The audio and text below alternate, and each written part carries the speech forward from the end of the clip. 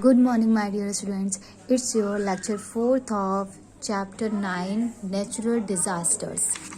And today our topic is tidal waves and tsunami. अब tidal waves और tsunami क्या होते हैं? Okay? Tidal waves cause changes in the level of water bodies. These changes occurs due to the gravitational force of the sun and the moon. सबसे पहला तो tidal waves होते क्या हैं, ठीक है। टाइडल वेव्स के कारण जो वाटर बॉडीज़ के लेवल होते हैं वो लेवल में चेंजेस आने लगते हैं, जैसे वो हाई होने लगते हैं, टाइडल वेव अप या हाई होने लगते हैं, ठीक है। तो उसे ही हम क्या कहते हैं, tidal waves. This changes occurs due to the gravitational force of the sun and the moon. अब यह चेंजेस होता किसके कारण है, ठीक है। तो यह चेंजेस सन और मून के ग्रेविटेशनल फोर्स के कारण होता है। Sometimes these wave are high और लो, और कभी कभी यह वेव्स हाई और लो भी हो जाता है। When the sun, moon and earth are in a straight line, tides reach to the maximum high. जब सन और मून और अर्थ एक स्ट्रेट लाइन में आ जाते हैं तब क्या होता है, तब यह टाइड्स बहुत ज़्यादा ऊंचाई तक पहुंच जाते हैं, ठीक है। नेक्स्ट टॉपिक इज सुनामी, ठीक है। सुनामी क्या होता है?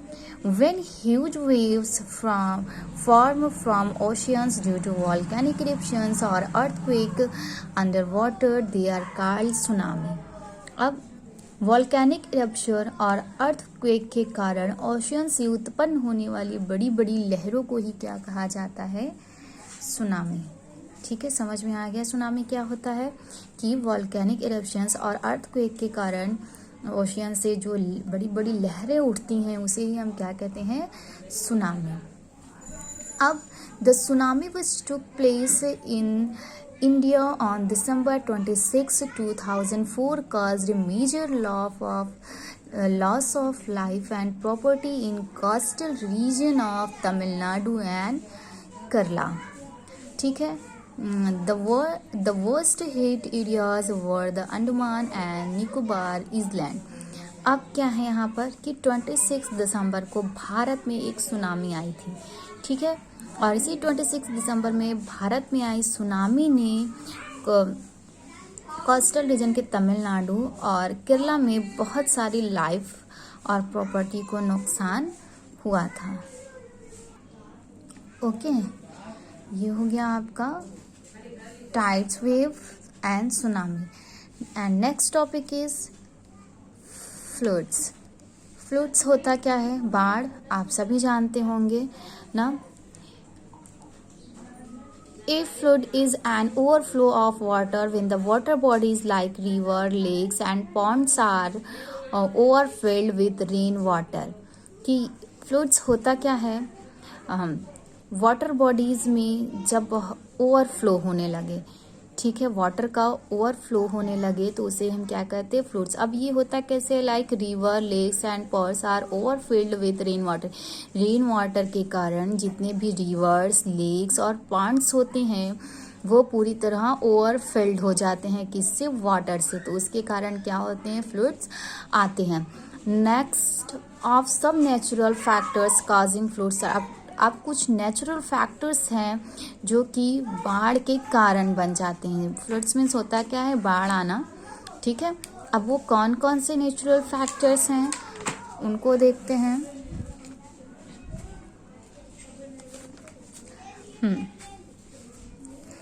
First, excess snow that melts down from mountains and glaciers. अब जैसे कि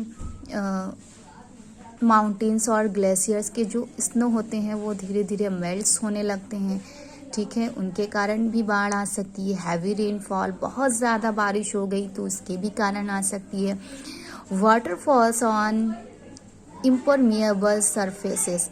इम्परमेएबल सरफेसेस से जो वाटरफॉल्स होते हैं उनके कारण भी। Next is after effects of flood. अब फ्लूड आ जाने के बाद क्या उससे क्या क्या इफ़ेक्ट्स होते हैं, ठीक है, उनके क्या क्या होते हैं। फर्स्ट, प्रॉपर्टी डैमेज, सबसे पहला तो जितनी प्रॉपर्टीज़ होती हैं उनका लॉस होता है। नेक्स्ट, लॉस ऑफ लाइफ, बहुत सारे लोगों की डेथ भी हो जाती है, ठीक है। Third, spread of disease, spread means होता है फैलना, बहुत सारी बीमारियों का भी कारण बन जाता है, क्योंकि वाटर में बहुत सारे जर्म्स या बैक्टीरिया होते हैं जिनके कारण क्या होती हैं, अन्य तरह की बीमारियां भी हो जाती हैं। जब भी बाढ़ आता है तो कोई ना कोई नई बीमारियां लोगों को होती हैं। Next is prevention of fluids. अब बाढ़ से बचने के लिए क्या क्या उपाय, क्या क्या प्रिवेंशंस हैं जो करना चाहिए, ठीक है। तो पहला तो लेक्स, डैम्स, रिजर्वायर्स और pond should be constructed to hold extra water during floods. Means कि बाढ़ के दौरान एक्स्ट्रा वाटर को बाढ़ के दौरान एक्स्ट्रा वाटर या ज़्यादा से ज़्यादा वाटर को रखने के लिए लेक्स और डैम्स में क्या बनाना चाहिए, बांध बनाना चाहिए।